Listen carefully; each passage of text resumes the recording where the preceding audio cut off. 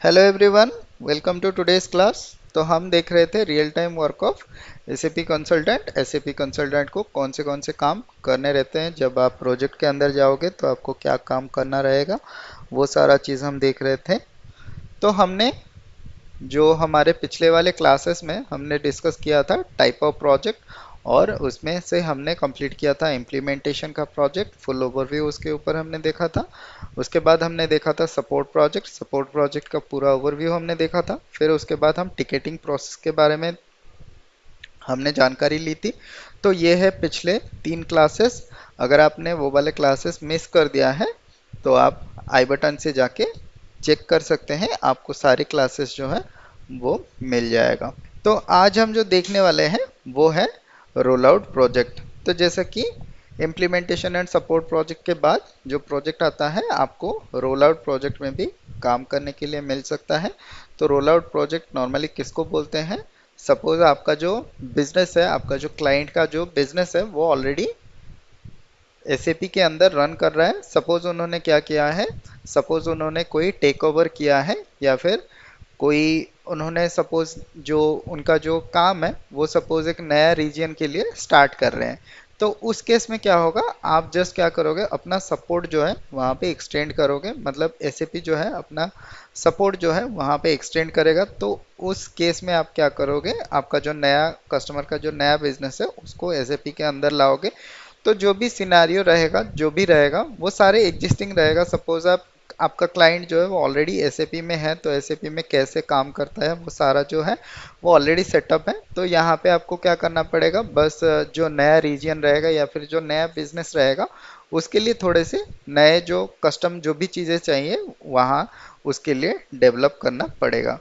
तो यहाँ पे चलिए देखते हैं कौन सा काम रहता है। तो बेसिकली रोल आउट प्रोजेक्ट जो होता है यहाँ पे 4 स्टेप में कंप्लीट होता है। तो पहला स्टेप जो होता है वो है रिक्वायरमेंट। तो यहाँ पे पहले रिक्वायरमेंट गैदर किया जाता है। तो यहाँ पे स्कोप एंड रिक्वायरमेंट, जो भी आपका प्रोसेस है, जो भी आपका फ्लो है, वो सारा कुछ आपका जो टेक्निकल आर्किटेक्ट रहेगा वो आपका यहाँ पे स्कोप डिसाइड करेगा, क्या क्या स्कोप है, जो नया बिजनेस है उस पर क्या क्या स्कोप है, और वहाँ पे क्या क्या रिक्वायरमेंट है। नेक्स्ट जो है आपको प्रोसेस का डिज़ाइन करना पड़ेगा। तो जो भी आपका स्कोप मिला है वो स्कोप को आपको क्या करना है, प्रोसेस के हिसाब से, जैसे आपने जो बिजनेस का सिनेरियो है उसको कौन से प्रोसेस में कौन से एसएपी का प्रोसेस के साथ वो मैच करता है उसके हिसाब से आपको डिज़ाइन करना है। नेक्स्ट डिज़ाइन का जो फेज आता है, डिज़ाइन में आपको क्या करना पड़ता है, फंक्शनल डिज़ाइन, जैसे फंक्शनल कॉन्फ़िगरेशन हो गया वो सारा कुछ करना पड़ता है। फिर आपको जो सपोज अगर कोई एक्स्ट्रा कस्टमाइजेशन चाहिए तो वो भी आपको करना पड़ता है। तो ये डिज़ाइन फेज में आपको जो है पूरा चीज़ को करना रहता है। नेक्स्ट जो है डिज़ाइन के फेज में ही आपको जो है ट्रेनिंग के लिए डिज़ाइन करना है। तो एंड यूज़र जो नए कंपनी आएगा, नया रीजन आएगा, वहाँ पे आपके जो यूज़र्स रहेंगे उनको ट्रेन करना है। एंड आपने जो फंक्शनल कॉन्फ़िगरेशन किया है उसको भी आपको एंड यूज़र से आपको जो है वहाँ से अप्रूवल लेना है। तो ये सारे चीज़ों के लिए आपको ट्रेनिंग कंटेंट बनाना है। फिर ट्रेनिंग कितना ट्रेनिंग उनको ज़रूरत है, ट्रेनिंग का क्या नीड है, फिर डेवलपमेंट उसका सारा चीज़ जो ट्रेनिंग के ऊपर है उसको आपको देखना पड़ेगा। नेक्स्ट जो है आपको डिज़ाइन यूज़र रोल्स। तो यूज़र के क्या क्या रोल रहेंगे, सपोज आपके परचेजिंग डिपार्टमेंट में जो यूज़र है उनको कितना एक्सेस रहना चाहिए, सपोज आपके स्टोर में कुछ एम्प्लॉयज़ हैं उनको कितना एक्सेस रहना चाहिए। तो ये सारा जो प्रोसेस रहेगा ये डिज़ाइनिंग फेज में रहेगा। तो आपको सारा डिज़ाइन करना है, कौन सा यूज़र आपको कौन से टी कोड्स उनको एक्सेस रहेगा, क्या क्या चीज़ वो कर सकते हैं, कौन सा रिपोर्ट वो एक्सट्रैक्ट कर सकते हैं, वो सारा आप डिसाइड करेंगे डिज़ाइन के फेज में। नेक्स्ट जो रहता है परफॉर्मेंस टेस्टिंग भी आप लोग करोगे। तो आप जो सिस्टम डिज़ाइन कर रहे हो उसका परफॉर्मेंस कैसा है, कैसा वो परफॉर्म कर रहा है, मतलब उसका जो बिहेवियर है, सपोज वो इफेक्टिवली काम कर रहा है कि नहीं, या फिर आपको एक पीओ सेव करने के लिए 10 से 15 मिनट का जो है प्रोसेसिंग टाइम लग रहा है। तो आपका सिस्टम जो है कितना इफेक्टिवली काम कर रहा है वो भी आपको टेस्ट करने के लिए जो सारा प्रोग्राम्स रहता है रन कराना कराने के लिए, वो सारा भी आपको यहाँ पे डिज़ाइन करना है। डिज़ाइन के बाद आता है डेवलप। तो डेवलप में आपने जो भी चीज़ें डिज़ाइन फेज में जो भी चीज़ें किया होगा, तो जैसे कि फंक्शनल का जो कॉन्फ़िगरेशन आपने डिज़ाइन किया होगा उसको सारे को आपको क्या करना है, यहाँ पे कॉन्फ़िगरेशन के बाद आपको यहाँ पे टेस्टिंग करना है। तो सिमिलरली आपने जो ट्रेनिंग का कंटेंट बनाया है वो टेस्टिंग के बेस पे ही होता है। तो नॉर्मली यहाँ पे आपको जो है यूनिट टेस्ट और जो आपको फंक्शनल टेस्टिंग जो है वो आपको यहाँ पे करना रहता है। तो यहाँ पे नेक्स्ट जो होता है, सपोज आपने जो यूज़र का रोल जो आपने डिज़ाइन किया था, आपने जो प्रपोज किया था कि हमको यूज़र के लिए ये रोल, ये यूज़र के लिए कौन से की यूज़र के लिए कौन सा रोल चाहिए एंड आपके जो एंड यूज़र है उनके लिए कौन सा रोल चाहिए। तो वो सारे जो यूज़र्स हैं यहाँ पे आपको डिटेल्स उनका कॉन्फ़िगरेशन भी करना है। तो ये बेसिस टीम का काम है, वो रोल्स एंड रिस्पॉन्सिबिलिटी वो लोग कॉन्फ़िगर करते हैं। तो नेक्स्ट जो रहता है, आपको परफॉर्मेंस टेस्टिंग भी करना है। तो परफॉर्मेंस टेस्टिंग के लिए आपने जो डिज़ाइन किया होगा वो आपको यहाँ पे उसका टूल डेवलप करना है और आपको वहाँ पे चेक करना है कि कैसे काम कर रहा है। नेक्स्ट जो रहता है प्रिपेयर टू डिप्लॉय। तो प्रिपेयर टू डिप्लॉय में क्या रहता है, यहाँ पे टेस्टिंग रहता है, यानी कि एंड यूज़र का जो टेस्टिंग रहता है वो टेस्टिंग रहता है। तो आपको यहाँ पे टेम्पलेट जो है शेयर करना रहता है अपने यूज़र के साथ, जो भी आपका वहाँ पे की यूज़र रहेगा या फिर जिन लोगों को टेस्टिंग करना है उन लोगों के साथ आपको स्क्रिप्ट जो है उनको देना पड़ेगा। फिर आपको वहाँ पे वो चीज़ें टेस्ट करना पड़ेगा। और यहाँ पे जैसा कि आपका इंटीग्रेशन टेस्ट होता है, फिर आपका रिग्रेशन टेस्ट होता है, फिर आपका जो यहाँ पे इंटरफेस का टेस्ट होता है। सपोज आपका इंटरफेस भी काम कर रहा है तो इंटरफेस का भी टेस्ट होता है। तो ये सारा चीज़ जो है आपको यहाँ पे करना होता है।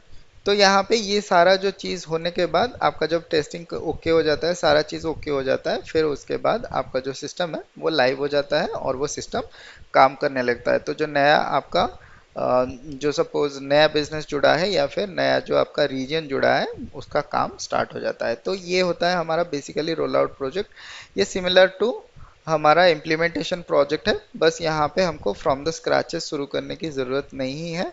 हमको जो भी एग्जिस्टिंग बिजनेस है हमको थोड़ा सा उसको मॉडिफाई करना है। तो नया बिजनेस जो आएगा उनके रिक्वायरमेंट के हिसाब से यहाँ पे थोड़ा मॉडिफाई करना है। लेकिन ऑलमोस्ट ये जो है जो हमारा इम्प्लीमेंटेशन का प्रोजेक्ट होता है उसके जैसा ही यहाँ पे प्रोसेस होता है। तो आई होप ये वाला प्रोसेस आपको समझ में आ गया होगा कि रोल आउट प्रोजेक्ट कैसे होता है। नेक्स्ट हम देखते हैं, नेक्स्ट जो हमारा है वो है अपग्रेडेशन का प्रोजेक्ट। तो अपग्रेडेशन का प्रोजेक्ट क्या होता है, अपग्रेडेशन का प्रोजेक्ट यानी कि सपोज आप एसएपी का कोई एक वर्जन यूज़ कर रहे हो और उसका जो नेक्स्ट वर्जन है उसको आपको इम्प्लीमेंटेशन करना है। जैसे कि क्या होता है, काफ़ी सारे पुराने वर्जन्स जो हैं, जैसे अभी 4.6 का जो वर्जन है एसएपी का वो आउटडेटेड हो गया। तो अगर आपका सिस्टम 4.6 वर्जन पे चल रहा है तो एसएपी उसका कोई सपोर्ट नहीं देगा। तो वहाँ पे अगर आपको कोई भी इशू आता है, कोई भी प्रॉब्लम आता है, तो वहाँ पे आप एसएपी का सपोर्ट नहीं ले सकते हैं।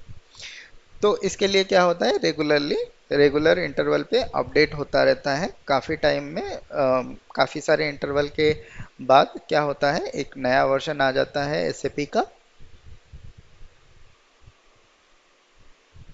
तो आपको अपडेट रहने के लिए जो एसएपी को अपग्रेड करना पड़ेगा, करना रहता है। तो जैसे कि हमारा विंडोज़ एक्सपी था, विंडोज़ एक्सपी से विंडोज़ 2000 आया, फिर उसके बाद विंडोज़ 7 8, फिर 8.1, फिर विंडोज़ 10, फिर विंडोज़ 11 जैसा धीरे धीरे आता है। तो जैसे कि हमारा विंडोज़ जब विंडोज़ 10 आ गया, फिर उसके बाद जो माइक्रोसॉफ्ट ने क्या किया, उनका एक्सपी का जो सॉफ्टवेयर है उसको सपोर्ट से हटा दिया। तो सिमिलरली ये हर सॉफ्टवेयर के साथ होता है। तो जब भी आपका नया वर्जन लॉन्च होता है तो पुराने वर्जन कुछ वर्जन को वो लोग आउट ऑफ स्कोप कर देते हैं। तो सिमिलरली यहाँ पे आपको अपग्रेडेशन भी करना पड़ेगा। तो अपग्रेडेशन प्रोजेक्ट में काम क्या होता है, तो अपग्रेडेशन प्रोजेक्ट में नॉर्मली हमारा यहाँ पे हम क्या करते हैं, इंडिविजुअली सारे जो हमारे सर्वर्स रहते हैं, जैसे आपका एक सैंडबॉक्स हो गया। तो जब हमने डिस्कस किया था हमारा सिस्टम लैंडस्केप, जब डिस्कस किया था उस टाइम में हमने सारा जो सिस्टम है उसको आपको समझाया था, सारा जो सर्वर है उसको हमने समझाया था। तो सैंडबॉक्स जो होता है वो किसी के साथ कनेक्टेड नहीं होता है, वो एक सिंगल स्टैंड अलोन सिस्टम होता है। उसके बाद आता है आपका डेवलपमेंट का जो सर्वर है या फिर डेवलपमेंट का जो क्लाइंट है, फिर आता है आपका क्वालिटी का क्लाइंट, फिर आपका आता है प्रोडक्शन का क्लाइंट। तो यहाँ पे हम ईच एंड एवरी क्लाइंट को हम अलग से अपग्रेड करते हैं, क्योंकि एट ए टाइम अगर हम सभी को अपग्रेड करेंगे और कोई प्रॉब्लम आ जाएगा तो यहाँ पे कस्टमर का बिजनेस जो है वो वहाँ पे प्रॉब्लम आ सकता है। तो इसके लिए हम क्या करते हैं, एक के बाद एक को अपग्रेड करते हैं। तो उसके लिए सबसे पहले क्या करना पड़ेगा, हमको प्रिपेयर करना पड़ेगा। तो प्रिपरेशन फेज में आपको क्या करना है, आपको हार्डवेयर देखना है, फिर आपको जो है सैंडबॉक्स बनाना है, फिर आपको सॉफ्टवेयर जो है वो लेना है। सपोज आप एसएपी से सॉफ्टवेयर खरीदे हो तो आपको सॉफ्टवेयर लेना है। तो ये सारा चीज़ होने के बाद फिर आपको क्या करना है, जो आपने सैंडबॉक्स क्रिएट किया है फिर वो सैंडबॉक्स को आपको अपग्रेड करना है। तो यहाँ पे आपको अपग्रेड परफॉर्म करना है। फिर आपको ट्रांजेक्शन्स देखना है, क्या क्या नया ट्रांजेक्शन आया है, क्या नया चीज़ है, वो सारा चीज़ देखना है। फिर आपको यहाँ पे क्या करना है, इशू जो भी है वो आइडेंटिफाई करना है। सपोज यहाँ पे आपको कोई भी चीज़ में प्रॉब्लम हो रहा है, आप पीओ नहीं बना पा रहे हो या पीआर नहीं बना पा रहे हो, या फिर सेल्स ऑर्डर जब जनरेट करते हो उसमें से पीआर जनरेट नहीं होता है, तो ये काफ़ी सारे इश्यूज, अगर ये इश्यूज आ सकते हैं। अगर आपको ऐसा कोई इशू आ रहा है तो आपको वो इशू को आइडेंटिफाई करना है। देन आपको जो भी चेंजेस है, सपोज आप अपग्रेड के बाद देख रहे हो कि कौन सा फंक्शनलिटी में चेंजेस है, वो भी आपको आइडेंटिफाई करना है। फिर आपको उसके लिए डॉक्यूमेंटेशन करना है। डॉक्यूमेंटेशन क्यों करते हैं, तो डॉक्यूमेंटेशन हम शेयर करेंगे अपने यूज़र के साथ कि क्या क्या चीज़ें यहाँ पे चेंजेस हुआ है, तो उसके लिए आपको डॉक्यूमेंटेशन करना पड़ेगा। फिर आपको क्या करना है, फिर आपको डेवलपमेंट के लिए प्लान करना पड़ेगा कि जो भी हमारा इशू है, जो भी हमारा चेंजेस है, अगर हमको उससे कोई प्रॉब्लम है तो वहाँ पे हमको डेवलपमेंट के लिए प्लान करना पड़ेगा कि ये चीज़ें हमको सही कराना है। तो वो अगर एसएपी से ठीक हो जाएगा तो वो एसएपी सही कर देगा। अगर वो कुछ उसको कॉन्फ़िगरेशन लेवल में चेंज करना है या फिर कस्टमाइजेशन लेवल पे भी चेंज करना है तो उसका भी जो रिकमेंडेशन है वो एसएपी से मिल जाएगा। तो नेक्स्ट जो आता है, फिर आपको क्या करना पड़ता है, डेवलपमेंट एंड क्वालिटी का जो सर्वर होता है उसको आपको अपग्रेड करना रहता है। तो यहाँ पे भी सिमिलरली जो हमारा प्रोसेस है वो सेम रहता है जैसे सैंडबॉक्स अपग्रेड का। तो यहाँ पे भी हम अपग्रेड करते हैं, फिर यहाँ पे चेंजेस जो भी है वो भी देखते हैं। फिर हम क्या करते हैं, जो चेंजेस है उनको हम ट्रांसपोर्ट करते हैं। फिर यहाँ पे टेस्टिंग करते हैं, जो भी चेंजेस आया है उसके ऊपर टेस्टिंग करते हैं। फिर यहाँ पे हम क्या करते हैं, जो हमारा टेस्टिंग है और जो डेवलपमेंट है उसको हम चेक करते हैं कि यहाँ पे क्या चेंजेस आया है। तो उसके हिसाब से हम जो है टीआर जो है उसको मूव कर सकते हैं हमारे प्रोडक्शन के क्लाइंट पे। तो यहाँ पे पहले क्या होता है, सारा चीज़ हम आइडेंटिफाई करेंगे, फिर टेस्टिंग करेंगे। अगर सारा चीज़ ओके होता है तो फिर हम क्या करेंगे, प्रोडक्शन को भी अपग्रेड करने के लिए प्लान करेंगे। तो अपग्रेडेशन के लिए आपको क्या करना पड़ेगा, जो भी टीआर से आपको मूव करना पड़ेगा। तो यहाँ पे प्रोडक्शन नेक्स्ट जो आता है वो है प्रोडक्शन का अपग्रेड। तो प्रोडक्शन के अपग्रेड में आपको क्या करना है, आपको अपग्रेड परफॉर्म करना है। फिर आपको चेंजेस जो किया गया है, सपोज आपने डेवलपमेंट लेवल पे जो भी चेंजेस किया है, यानी कि आपको जो भी इशू आ रहे थे जिसके लिए आपको कुछ भी डेवलपमेंट करना था, सपोज कॉन्फ़िगरेशन में चेंज करना था या फिर कस्टमाइजेशन में चेंज करना था, वो सारे जो ट्रांसपोर्ट रहेंगे उनको सबको क्या करना है, आपको प्रोडक्शन में मूव करना है। फिर आपको डेटा जो है, डेटा को चेक करना है कि डेटा का कहीं पे इनकन्सिस्टेंसी आ रहा है कि कुछ इशू है कि नहीं है, आपको चेक करना है।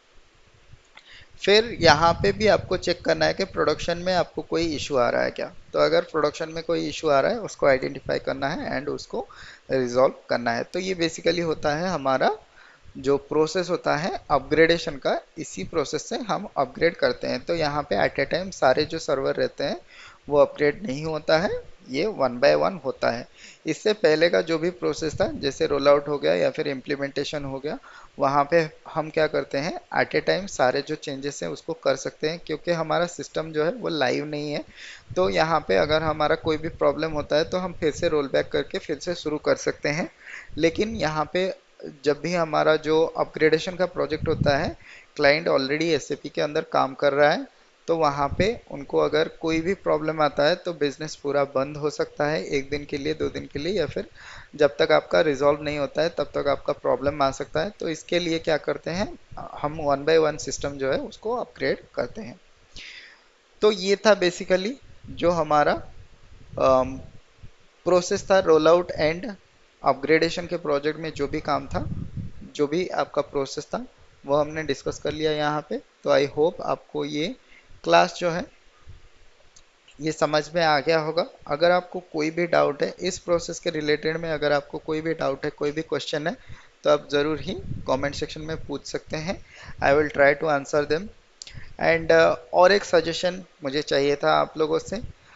मुझे काफ़ी सारे सजेशंस आ रहे हैं कि इंग्लिश में क्लास करने के लिए, तो मैं ये जानना चाहता हूँ आप लोगों से, क्या इंग्लिश में क्लास करने से आपको फ़ायदा मिलेगा?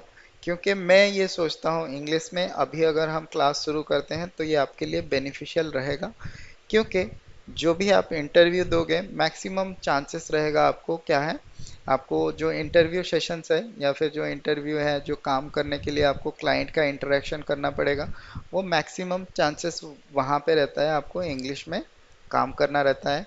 और जब भी आप इंग्लिश में करते हो तो आपको एक कॉन्फिडेंस भी आता है कि हाँ आप क्लाइंट के साथ बात कर सकते हो, आप अपने सीनियर कंसल्टेंट से बात कर सकते हो। अगर ऐसा नहीं है कि हमको इंग्लिश में ही बात करना है, सपोज आपको हिंदी में भी बात कर सकते हो, या फिर आप अपने लैंग्वेज में भी बात कर सकते हो। सपोज आप आपके रीजन का ही आपके जो टीम मेंबर्स हैं उन वो रीजन के ही हैं या फिर हिंदी बोलने वाले हैं, तो उनसे हम हिंदी से बात कर सकते हैं, कोई प्रॉब्लम नहीं है।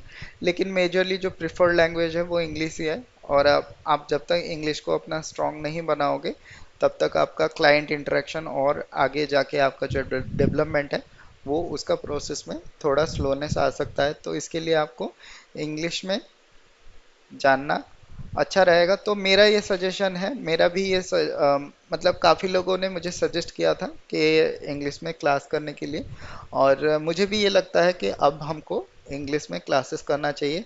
तो मैं ये प्लान कर रहा हूँ, जो हमारा डब्ल्यू का क्लासेस हम शुरू करेंगे, तो बेसिकली ये एक सजेशन मुझे आप लोगों से चाहिए कि हमको इंग्लिश में क्लास करना चाहिए या फिर हिंदी में कंटिन्यू करना चाहिए। दूसरा चीज़ ये है कि ये था आज का क्लास, जो हमने अपग्रेडेशन का प्रोजेक्ट और रोल आउट का प्रोजेक्ट में जो भी काम होता है उसके ऊपर हमने डिस्कस कर लिया है। आपको कोई भी डाउट है, कोई भी क्वेश्चन है, आप कमेंट सेक्शन में पूछ सकते हैं। तो मिलते हैं फिर अगले क्लास में, तब तक के लिए बाय बाय, जय हिंद एंड टेक केयर।